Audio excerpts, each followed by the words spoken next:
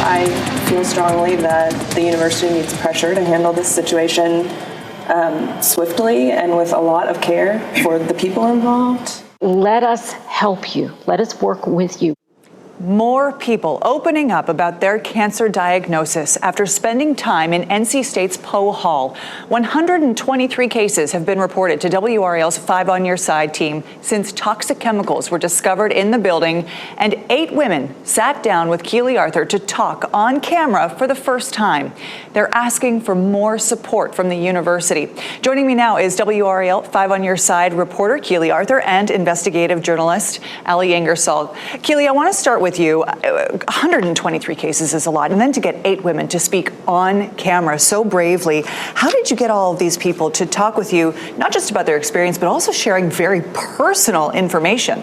Well, they really felt like they weren't being heard by anybody else, and we had already done, I think, 21 or so reports on Poe Hall. So they would see these reports and come forward to us. We got those cases, that case count, unsolicited. People were reaching out saying, hey, I have cancer, and reporting that. And that's when I called Ali and I said, hey, I am getting all of this information from all of these people. I want to do something with it because I know that WRAL is the only place where there's a database with this information, but I want to make it make sense and make sense of all those numbers, all those case counts. So if we needed to identify a pattern or trends or anything like that, we could, because that's what the people who are sick want. They want more information on the cases. To be clear, you're saying WRAL is the only one with the database, that meaning that NC State does not have such a database. They have not attempted to collect that information.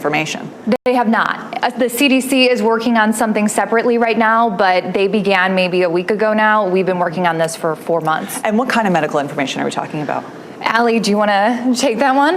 Yeah, sure. So when we first started looking into this back in November, Keely and I were assigned this story, and we had anecdotally heard that a number of people were sick, but we had heard like a dozen or something like that. The fact that there are hundreds is really shocking to us, and we wanted to make it so it was cohesive, so we could find these trends and we could look into this information. So right now we really don't know the number of cases overall, but as you said, and we've talked about, 123 at least. We know that the most common kind of cancer that they're being diagnosed with is breast cancer. 4 out of every 10 cases were breast cancer. Leukemia, lymphoma, skin cancer, they're also very common.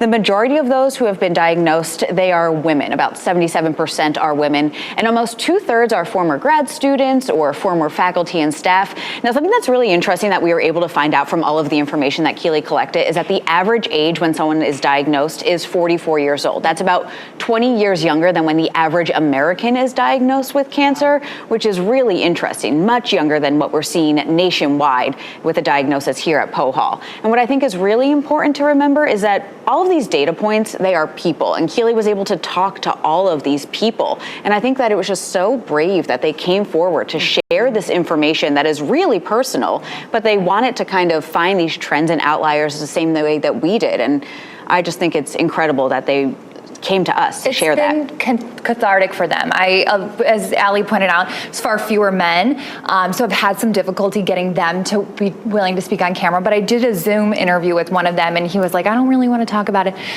I asked one question, he talked for 45 minutes because I feel like it was the first time he felt like he could speak. And be heard. So when we're asking, age, type of cancer, years spent in Poe Hall, I mean, these are very difficult questions to ask people, but they are so grateful that someone's asking them. And Ali and I were joking last night. I'm a people person, Ali's a numbers person, and we've worked really hard on gathering all that and attacking this information from a bunch of different angles. Well, I know you will continue to do that, both talking to the people and then analyzing that data, because being able to really digest that and understand it means so much to everybody, including the people who are evaluating all of this right now. So keep working on it. Thank you so much. Thanks.